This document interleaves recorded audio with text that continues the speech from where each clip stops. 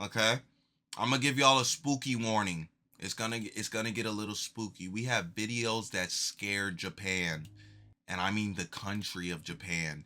This whole is 42 minutes long. Let's check it out. I'm a little bit nervy. It's 2012, and the golden age of Japanese horror has come and gone. Hell The yeah. wave that started with Ringu and carried through Ju-on, Ringu. Dark Water, and My Pulse fault. had largely receded by now. Hollywood had already remade most of them, watered them down, and moved on. For a lot of people, Japanese horror was something they remembered from the mid-2000s. I ain't gonna lie, Asian Asian horror, nigga, they do not Koji play. Shiraishi never They do stopped not making play. horror films. He had been working in the genre since the early 2000s, already well known in Ringu means Japan for his apple in pseudo-documentaries Japanese. and found footage projects like shit. Noroi and Occult, though most of that work never really crossed over internationally. And in 2012, Them having them already Asian spent niggas, years they perfecting go that crazy mockumentary with horror format, shit. he launched a new series called Senritsu Kaiki File Kawasugi, Ugh. with its first episode subtitled Operation Capture the Slit-Mouthed Woman. It was a direct-to-video release with no theatrical run and no marketing campaign, just a 1-hour film about a small documentary crew chasing after one of the most deeply embedded urban legends in Japanese culture. And somehow, quietly, it became one of the most unsettling things the found footage genre has Hold on, let ever me turn off produced. all- To some of understand my why lights. this works, you have to understand the legend it's built on. The Kuchisake Onna, or slit-mouthed woman, is not some obscure piece of folklore that Shiraishi dug up for a screenplay. This is a figure that Yo, I caused look genuine fucking mass blue as hell. What is going on? Do I look crazy? Looks a little too blue, nigga. Hold on, bruh. What is going on right now, bruh? What is up with my camera? Hold on. Connect. It's that goddamn. I think it's the contrast, bro.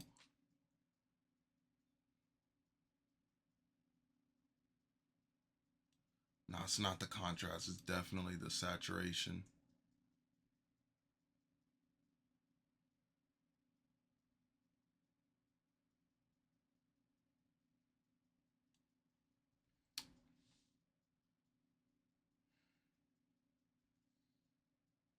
Bro, I don't know what's going on.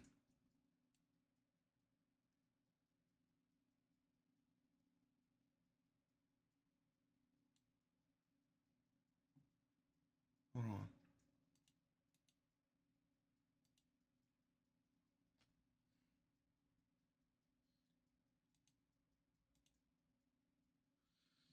That might be good. I don't know, bro. Something's up with my shit. Hold on. I just realized something. This room's gonna be like the red room for KC 3000, but you're gonna have the blue room. Whatever that fucking means. panic in nigga. Japan in 1979. Schools sent children home early, police increased patrols in certain neighborhoods, and parents walked their kids to and from school in groups. Y'all All niggas because of a scary as story hell. about a woman in a surgical mask who approaches you on the street and asks a single question. Am I pretty? If you say yes, she removes the mask and reveals a mouth that has been cut open from ear to ear, and then she asks again. If you say no, she kills you, and if you say yes the second time, she cuts your face to match hers. And the worst part, the detail that made children Damn, you can't get past this whole then. No matter the answer, some bullshit's finna happen.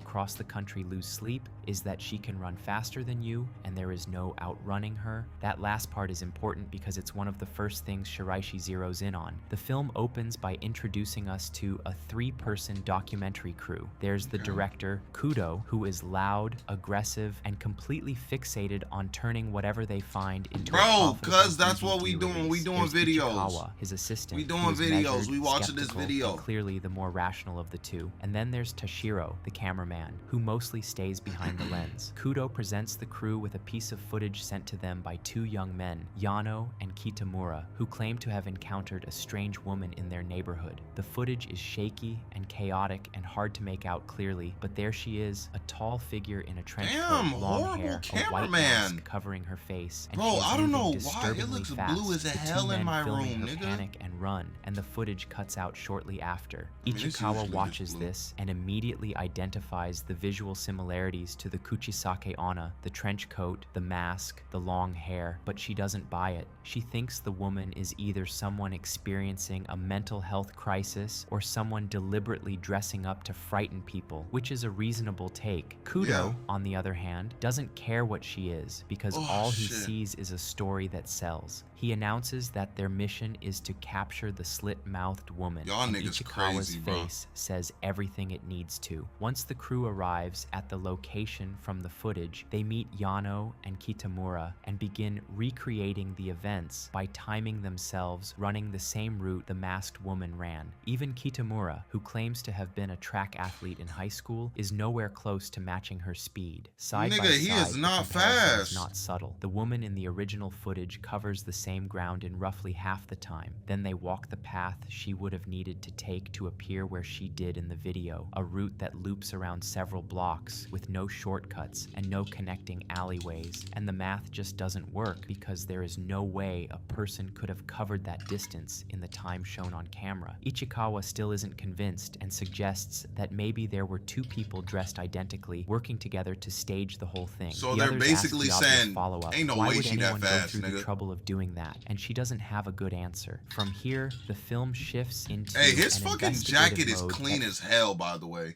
This nigga is actually just randomly clean as a bitch, dude. feels less like a horror movie and more like a local news segment. Kudo and Ichikawa go door to door asking residents if they've seen anything unusual, and people have. Multiple residents describe a tall woman with long hair and a mask who wanders the area at night. One person saw her standing motionless in the rain, soaking wet without an umbrella, asking passersby Just don't for a go light near for her, her bro. cigarette, which obviously makes no sense in a downpour. Another resident mentions that she has been taping strange pages to walls around the neighborhood covered in handwritten text. When the crew tracks down one of these pages, the writing is erratic, fragmented, and hostile, with most of it seemingly directed at men. Words like cursed and filth scrawled alongside symbols that don't immediately mean anything. Then Kudo and Ichikawa visit a park where homeless people are living in makeshift shelters, and this is where the film gets genuinely uncomfortable, not because of anything supernatural. Kudo finds a man who recognizes the masked woman and has information about her, but the man doesn't Okay. want to be filmed. He covers his face and tries to leave, and Kudo grabs him physically. He yells at him, What the insults fuck? him, and forces him to sit back down and talk while Ichikawa pleads with That him is to stop. not It is fucking an ugly, legal, raw nigga. scene, and it is the first real Crazy sign as that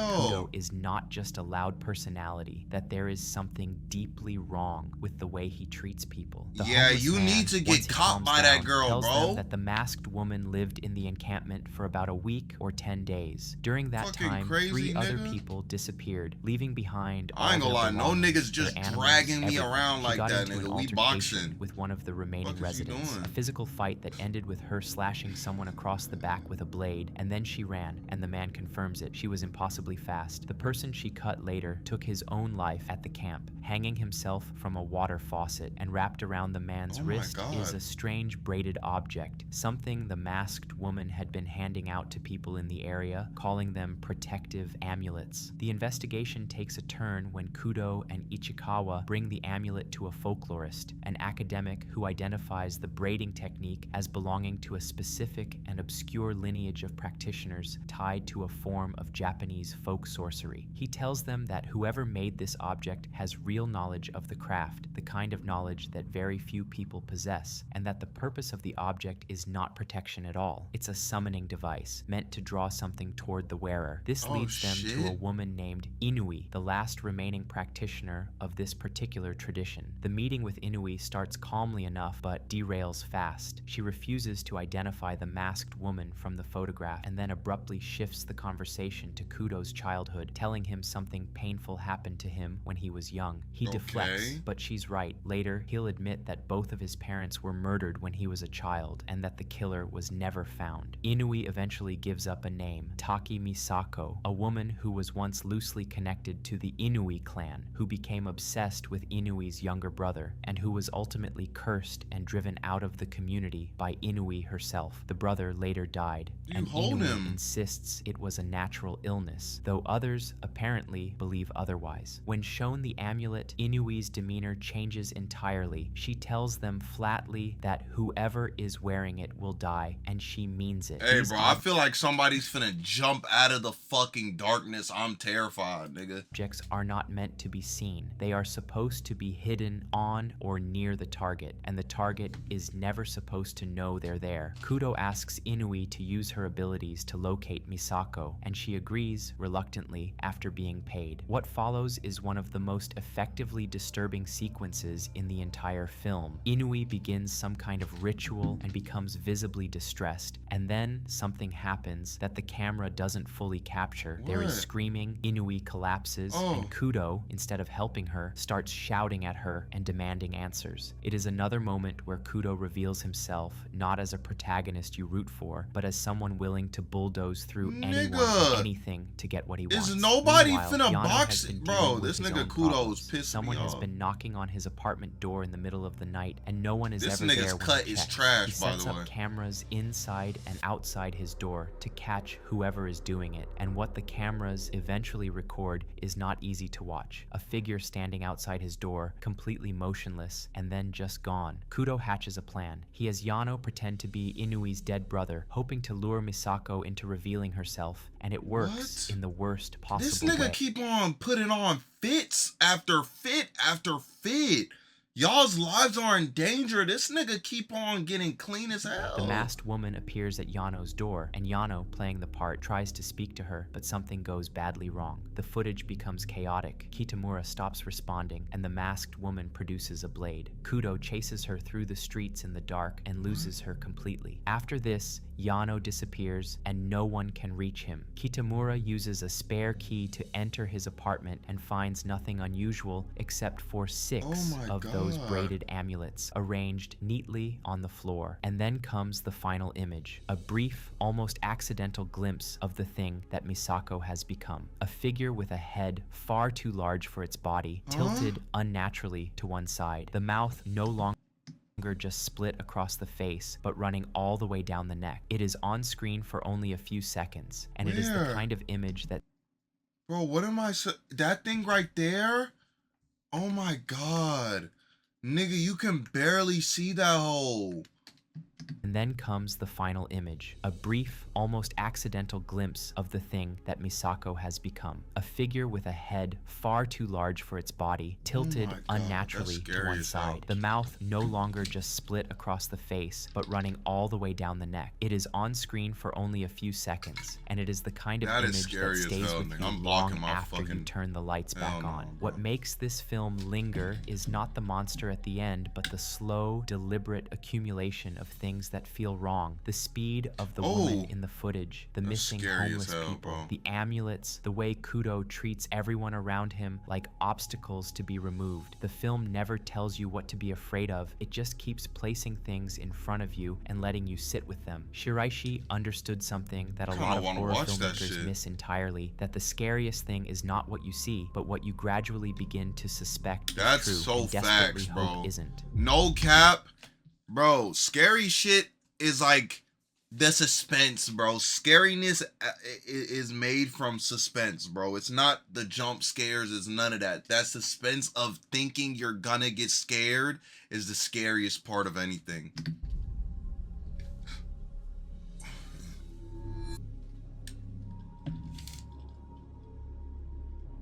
There is a YouTube channel out of Japan called Fake Documentary Q, created by a team led by Daichi Minaguchi, and since its first upload on August 21st, 2021, it has grown to nearly 400,000 subscribers with over 30 videos ranging from 7 minutes to just under 40. Every single one is free with high-quality English subtitles, and the last upload went live on September 20th, 2025. Damn, what happened? Why'd they meaning stop? It has been roughly 7 months of silence. Each video is a When was this fully video produced made? horror short film disguised as a documentary segment, and the disguise days is ago? so convincing that if you stumbled onto one of these without context, you would genuinely not know whether what you were watching was real. I Viewers mean, have the also been fucking mapping channel name is called Fake Documentary. connections between episodes for years now, recurring symbols, reversed imagery, overlapping characters, and what might be a much larger mythology underneath She looked like everything, that and whether the girl from goddamn from the back.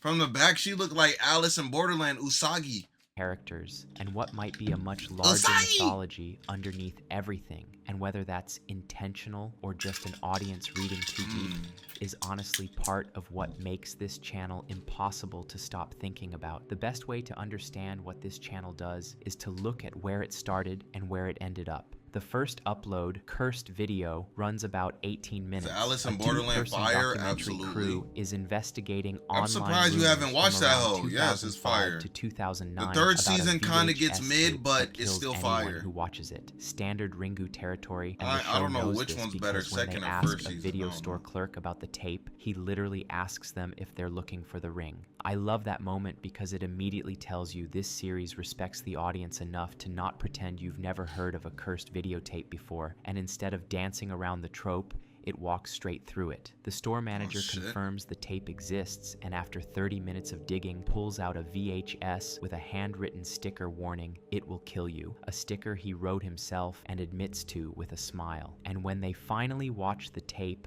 nothing about it is what you'd expect. There's no disturbing imagery or nightmarish faces, just pleasant footage of a couple spending time together with framed memorial portraits of deceased Nigga, that shit's individuals scary as spliced hell. in at random intervals. Not graphic, not horrifying, just deeply wrong in a way that takes a second to register. And I think that's more unsettling than That any is hella Ring-style montage unsettling. What could are have we been, saying? because it makes you feel like you're watching something personal that you weren't supposed to find. The manager explains that kids added the extra portraits over time as a joke, which turns the tape into this collaborative object where nobody can trace what's original and what was added later. The That crew nigga's head look concludes fake. it was all a hoax, and this is where the show does what would become its signature move. A narrator explains that the segment never aired because the director died in a car accident and the cameraman died of heart failure despite being in his 30s, and the footage was locked in storage until now. shit. Then the show plays the tape one more time, and this Oh, time there hell are no. 4 portraits instead of 3, even though the crew only counted 3 at the store. Whose face is the 4th one? Did the tape change? The show gives you nothing, just cuts to black and lets you sit there. And that feeling, that specific discomfort of being given just enough to build a theory but never enough to confirm it, is what every single episode of this channel runs on. That's I weird. went in expecting jump scares or at least some kind of reveal, and instead I got something way worse, which is a question I Hey, bro, can't niggas answer who and fucking- can't stop turning who over in my crave head. scary Now compare shit that to scare the most me, nigga. recent Y'all upload, niggas Helter scary, bro. Skelter, from September 2025, Y'all and the niggas are gap different. in Y'all got ambition is staggering. It opens with a young woman going through storage boxes left behind by her late mother, who ran a small Vietnamese import shop from 2005 until her death in 2018.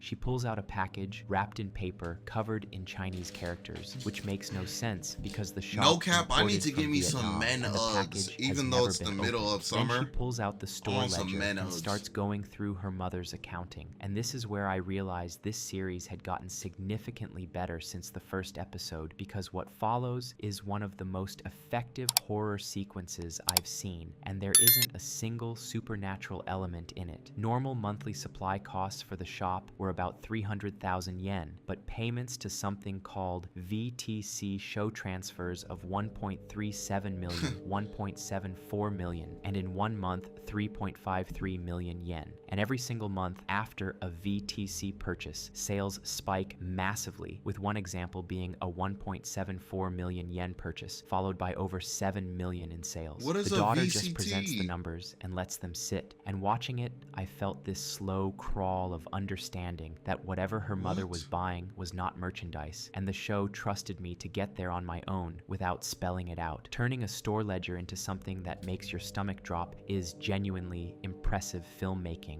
Then a mini DV tape is found and played, and this is where things leave the financial mystery behind entirely. 2 men enter a house, one named Hai and a hired cameraman. One Hai named tells the Hai, one cameraman named to Lo. record everything as One proof, named Hai, though proof one for named whom is Ho. never stated. Hi What ho, follows nigga. is a ritual where Hai puts on gloves before fault. handling objects, replaces items on a table with wrapped artifacts from his bag, positions mirrors at specific spots, and has the cameraman document explained everything. The detail that changed the entire video for I me actually on made a second horror viewing short when is I that was in Hui like wears gloves 8th the whole grade. That time, shit was but the so cameraman ass. touches Hey, everything at least with I his bare had hands, fun and making it nobody with my says a word friends. about it. The first Nah, that time shit was through, still I ass. didn't notice because the scene I'm keeps your kidding. eyes on the objects, but I'm on just kidding. rewatch, that asymmetry is all I could see because What? Hui isn't protecting his partner, he's insulating himself from what his partner is about to become. After the ritual, Hui vanishes, and a voice starts repeating from upstairs in a flat loop. The What? subtitles translate it as "excuse me," but Vietnamese speaking viewers in the comments corrected this, explaining the voice is saying "Ko I O N Ha Kong," which means "is anyone home?" In Vietnamese spiritual custom, you say this when entering an unfamiliar space to let any residing spirits know you're there so they can leave. But in this scene, the entity is the one asking,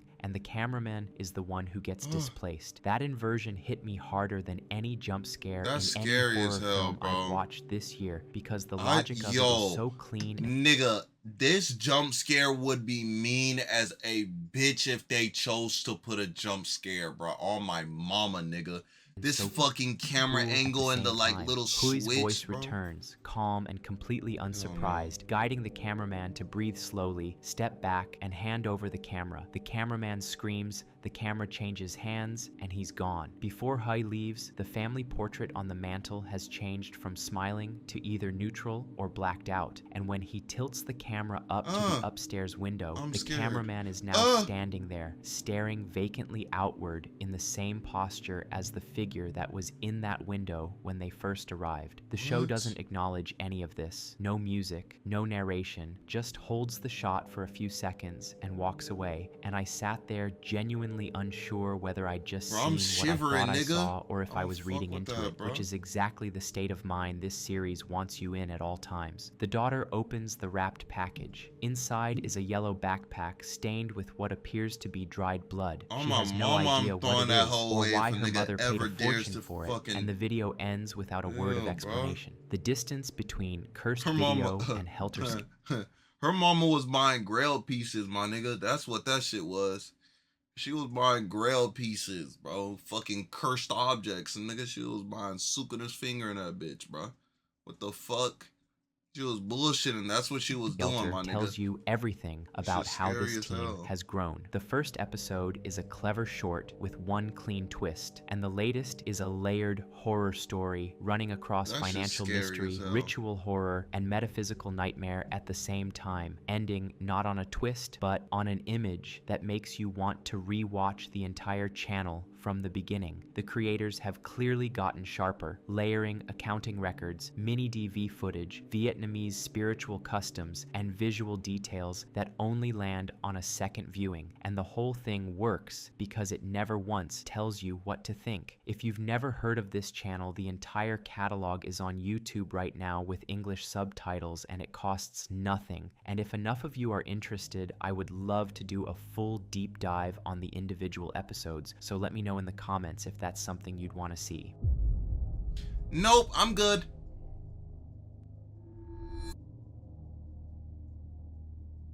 Somewhere in a quiet Japanese neighborhood on September 15th, 1990, a middle school boy is messing around with a home video camera in his living room. Oh, He's figured bro, out the like, stop motion trick. Nigga, can we lock the fuck in, bro? Get a better goddamn camera. This doodle ass shit.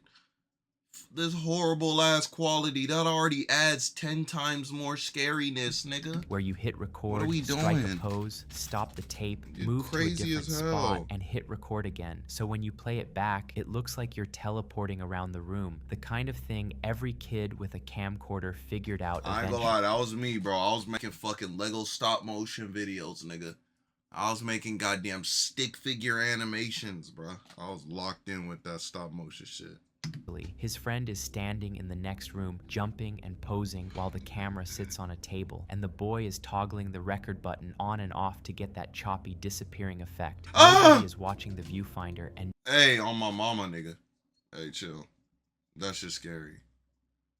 chill, bro. Like, whatever. Nobody is paying attention to what the camera is actually capturing. And that's the whole point of what That's makes this scary, footage bro. so unsettling. Because in the upper right corner of the frame, just past the curtain near a glass door, a face slides into view. It's pale, it's male, it appears to be Ah, enormous compared to the boy in the that's shot, scary and as it moves hell. laterally into the frame in a way that looks almost mechanical, like it's being pulled I used to on a make track. dumbass It's there videos for of me maybe 2 before and seconds, after and then cleaning it's my gone, room as a and neither of kid. the kids in the That's room actually kind noticed of it cool. at You the have a time video because of they that? weren't looking at the screen. They only found it later when they played the tape back. 6 months after that tape was recorded, on March 28, 1991, Nippon Television aired a paranormal special under their Thursday special programming block called Emergency Report. These are the world's strange phenomena. It was hosted by What? Mino Monta, one of the most recognizable television personalities in Japan at the time, alongside announcer Nagai Minako, with a studio panel that included Sugimoto Aya and Kato Reiko. The show covered the usual spread of early 90s paranormal content like the lake monster Ogopogo, crop circles, that Ogopogo. sort of thing, but the What? segment that would go on to define the entire broadcast, and the one that an entire generation of Japanese viewers would never forget, was the home video with the face. The show That's played the just clip for the scary. studio audience, and the reaction was exactly what you'd expect: screaming, gasping, people physically recoiling in their seats. Mino Monta had been building it up before the That commercial shit's break, scary as teasing that hell, this footage bro. might actually curse the viewer just by watching it, and whether that was a joke or not, it did its job. The clip was terrifying in a way that felt distinctly different from the polished ghost stories people were used to seeing on television. This That's wasn't a hella horror scary movie, on and it my wasn't a mama, nigga. recreation. It was a kid's home video with a date stamp in the corner, shot in a completely ordinary living room in a completely ordinary house, and something was in it that shouldn't have been there. But the show didn't just air the clip and move on. They investigated it, and that investigation is honestly what Bro, elevated the this whole thing trash ass fucking quality is gonna piss me off, my nigga.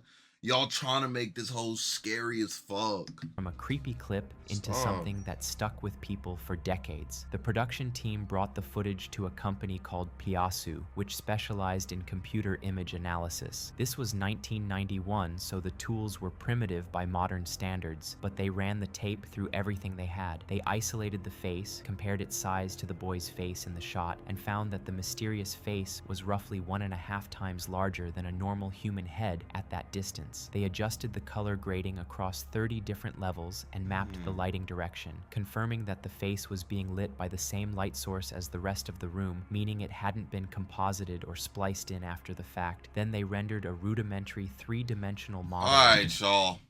Y'all doing too much, my nigga.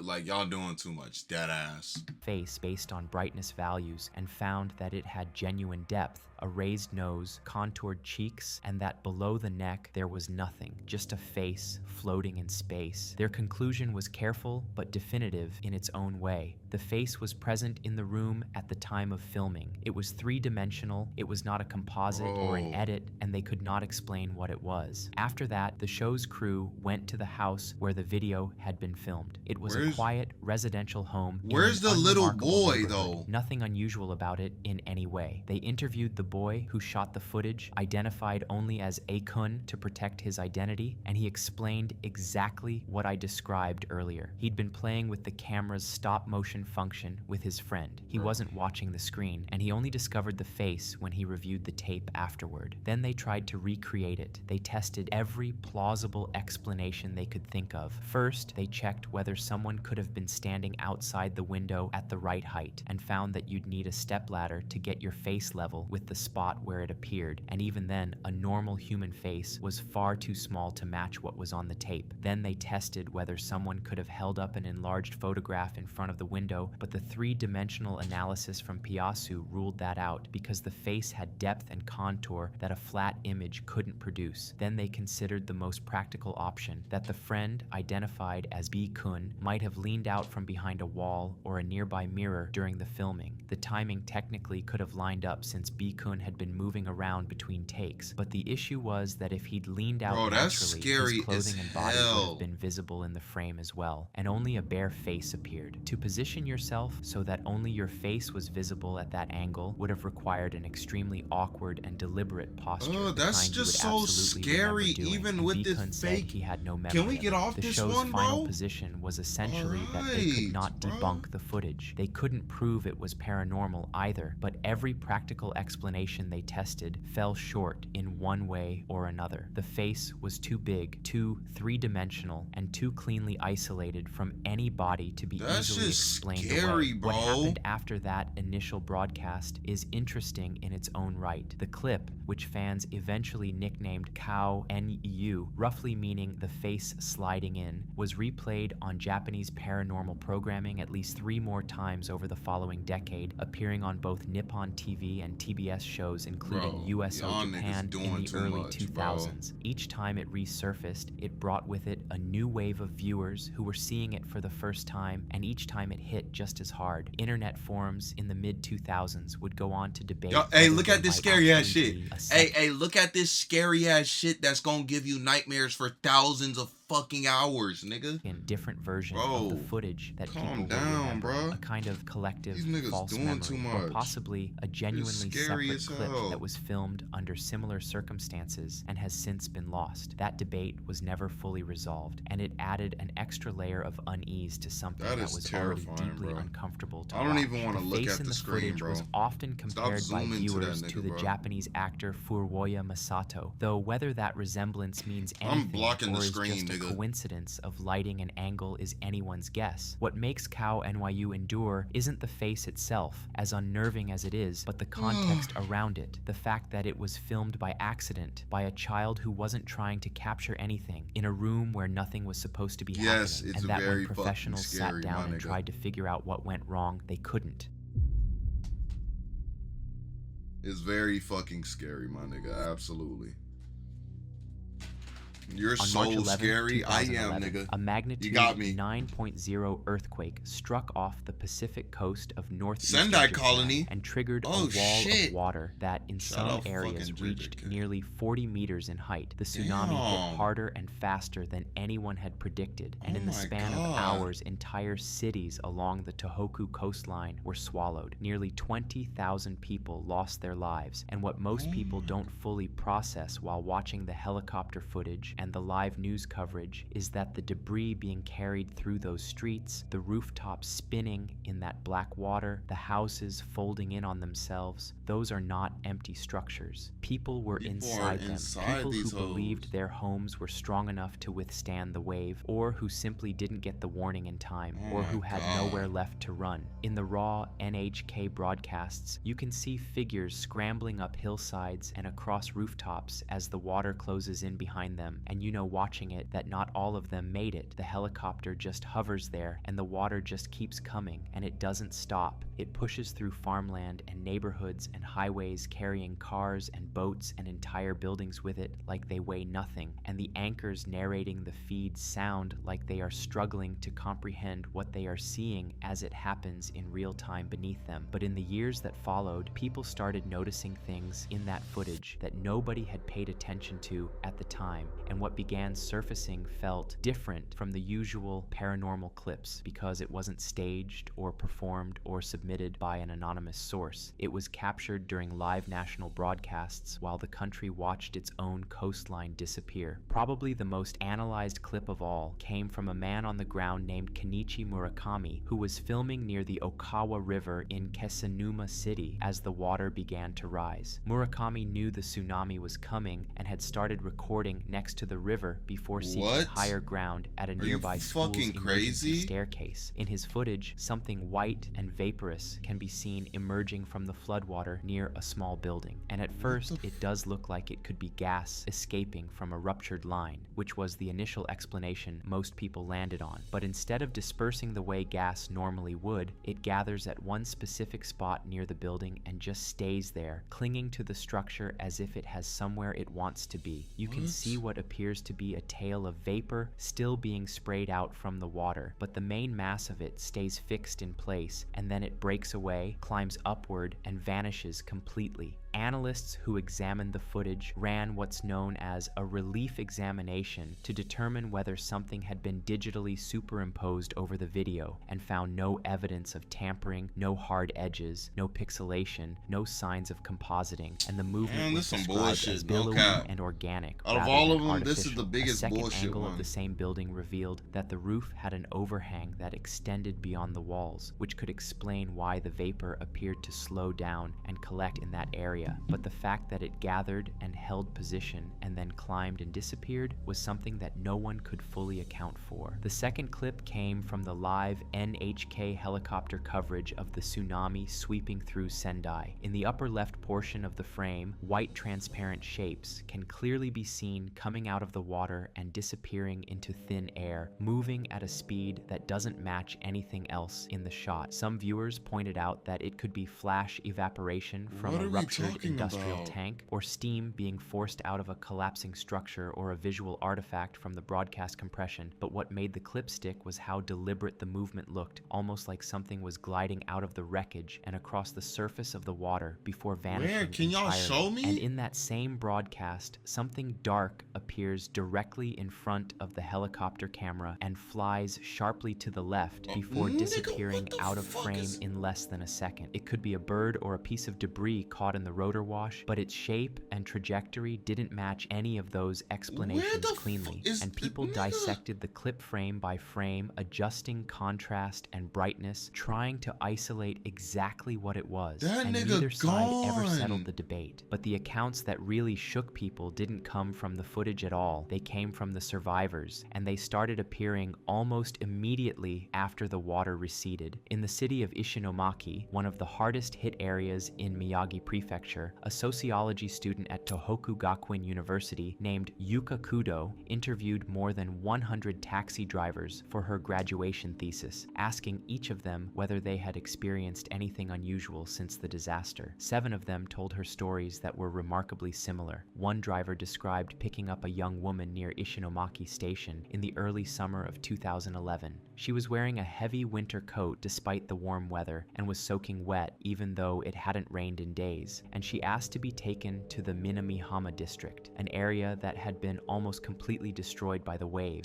Bro. After a long pause, she asked the driver And- in a and what if trembling she's voice fucking if she lying? had died, and when he turned around to respond, the back seat was completely empty. Other drivers described similar encounters, picking up young Yo, passengers who stop, gave bro. specific addresses and then simply Stop. vanished partway through the ride. In every case, the drivers had already started their meters, meaning they had to personally cover the fare, which means they had no financial incentive to fabricate their stories, and in fact had a direct reason not to tell anyone about them at all. These spirits, called Ugh. yurei in Japanese folklore, are Ugh. believed to carry the strongest sense of unresolved attachment to the physical No world when cap. they die suddenly and before Stop their put- time. putting And what these made fucking accounts videos different from old randomly folklore on, was bruh. the sheer number These of them pictures, happening bro, like stop at the flashing them sitters were hoes, doing nigga. that day. Street shit. is something that nobody has This is definitively scary as answered, and the fuck. footage from that day, with its strange white shapes and unexplained movements, continues to resist clean explanation no matter how many times it gets pulled apart and analyzed.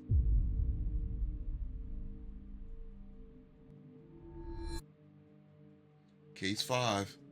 Before social media, group chats, or any of the ways we torment each other digitally now, there Alright, was bro. chainmail. Niggas And in start early using bullshit 2000s words, Japan, torment where flip niggas phones had digitally. already become extensions bro. of the body, it became a way to carry curses, guilt, and the memory of the dead straight into your pocket. There is a segment from a 2003 horror anthology that I think deserves way more attention than it gets. The anthology is called Inagawa Junji no Senritsu no Horror, hosted by Junji Inagawa, probably Japan's most recognizable ghost story narrator. In the think I West, know this it got nigga, right? repackaged as J-Horror Anthology Underworld. Oh. The segment is just called Chainmail, and it runs maybe 15 minutes. But in that time, it manages to do something a lot of bigger J-horror from the same era couldn't, which is make the technology feel like it belongs to the ghost, rather than just being a vehicle for the plot. The segment opens with narration about how email has woven itself into daily daily life, especially for young people, and poses a question about whether the person on the other end of your messages is even human. From there, we're in a high school where a chainmail is going around claiming to be from a girl who jumped off a rooftop, saying the afterlife is agony, begging you to forward the message to save her, and threatening that if you don't, the same thing happens to you. Students are freaking out over it, and the segment lets you sit with their panic for a moment before pulling the rug, because 3 girls are laughing about the whole thing. They created the chainmail as a joke. And the part that takes this from stupid to genuinely cruel, the Y'all detail niggas that so made me fucking pause the weird, video, bro. is that they used the actual photo of a classmate named Tomo who really did kill herself. One of them is proud of that detail, calls it the reason the prank worked so well. Sayaka, the quietest of the 3, Y'all says niggas maybe they weird as took it too hell. far, and the response she gets is one of the most realistic pieces of dialogue I've heard in a horror film. The other girls tell her they weren't bullying Tomo, they were just messing around, and if she killed herself over that, then she was the one with the problem. Sayaka accepts it, conversation over, and watching that exchange, what struck me is how perfectly it captures the way people talk themselves out of responsibility in real time, because neither of them actually believes what they're saying. Sayaka mentions to the 3rd girl, Atsuko, that she heard Yumi calling Tomoe's name and begging for forgiveness. Atsuko waves it off immediately, says Tomo is dead, so how could she have anything to do with it? And the way she says it feels less like denial and more like someone who has already decided they're not going to think about this. Then Atsuko gets a phone call, Tomoe's voice on the line, asking for help, asking to be forgiven, then screaming, then the sound of glass breaking. Atsuko doesn't make it, and what gets me about both of these deaths is how specific they are, because the ghost doesn't just kill them for receiving a message or breaking a chain, she kills them for what they actually did, and the chainmail they built to mock her death becomes the exact mechanism that delivers theirs. That reversal is the best idea in the entire segment. When Tomoe finally reaches Sayaka, the dynamic shifts. Sayaka is the one who stood to the side, who didn't bully Tomo directly, and when the ghost corners her, she says exactly that. I didn't do anything. I was just watching. Yumi and Atsuko were the ones who did it. She reminds Tomoe they used to be friends, begs to be spared, and the ghost asks her one thing. If they were friends, why didn't she help? That's what I'm saying, I had to sit with that lame-ass line nigga. for a minute because it does something that most horror never even Niggas, attempts, I ain't gonna which lie. is Niggas who are bystanders and shit like this are fucking lame, especially if the nigga's your friend, bro. I don't care if y'all both gotta get dropped, nigga. Like, you can't watch your nigga get his ass beat, make bro. the ghost's argument You more can't get your rational nigga than the living get bullied, character's bro. defense. Sayaka spent the entire segment building the case that watching someone get destroyed is somehow different from doing the destroying, and that single question collapses all of it. The segment doesn't buy her excuse for a second, and honestly watching it, I didn't either, because Sayaka had the closeness to step in, and she chose to look away instead. That's and what this I'm story saying, treats bro. that choice as Niggas no who different don't from holding make an someone initiative are underwater. just as A bad teacher as the shows up people in who the are, final scene. you know what I'm Sayaka saying, breaks down being completely, bad says all of it was her being fault, lame that as if she hell. had cared more about Tomo, none of this would have happened, that Atsuko and Yumi would still be alive. The ghost seems to let go. Inagawa closes with narration about invisible malice traveling through airwaves, accumulating between people, and how the next person caught in it might be you. That closing narration is a bit much on its own, but the segment already proved the point without needing it. Chainmail here isn't really about superstition or curses. The actual chain being passed is cruelty itself, small acts of humiliation forwarded from person to person, getting heavier each time until somebody breaks under the total weight. Everyone involved has the same excuse afterward. I didn't start it. I just passed it along. I was only watching. That excuse hasn't aged a day, just the format it travels on.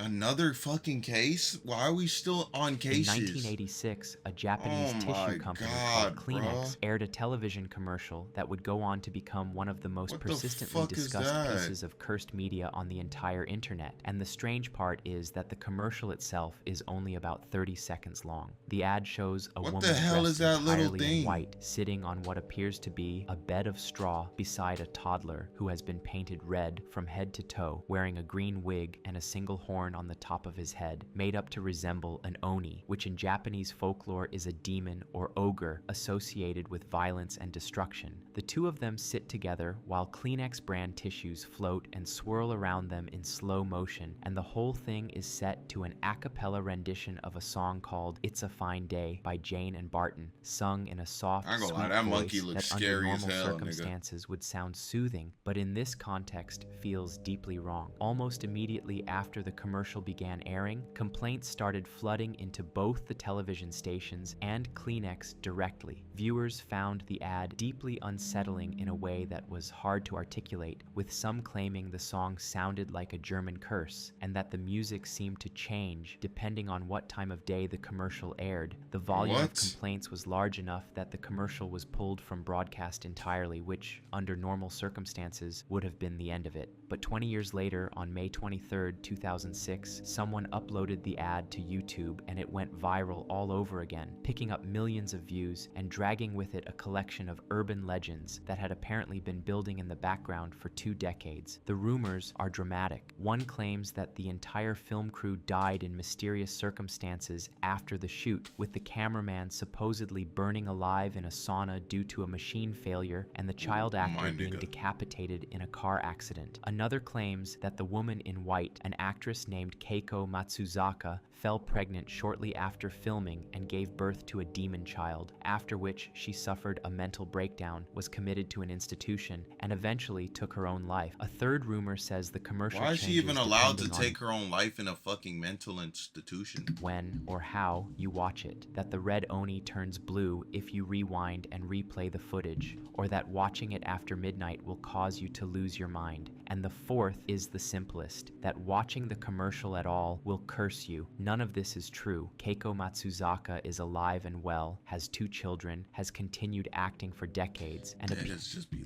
lying.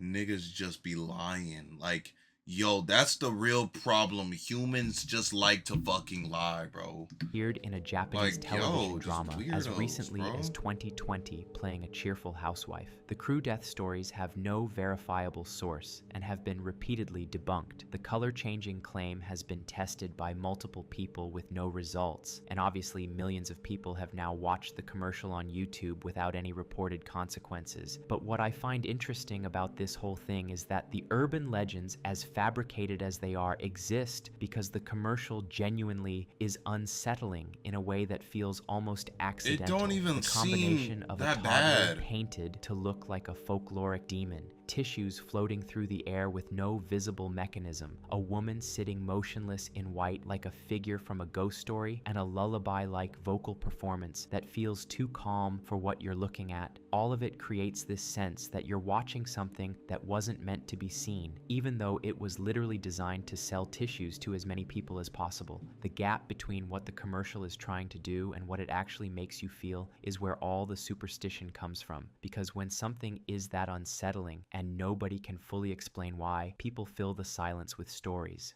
That's just niggas stories. No, niggas fill the silence with lies and make niggas scared for no reason. Just fucking weird, bro. Why? Why would you even do that? It's stupid. I don't get that at all.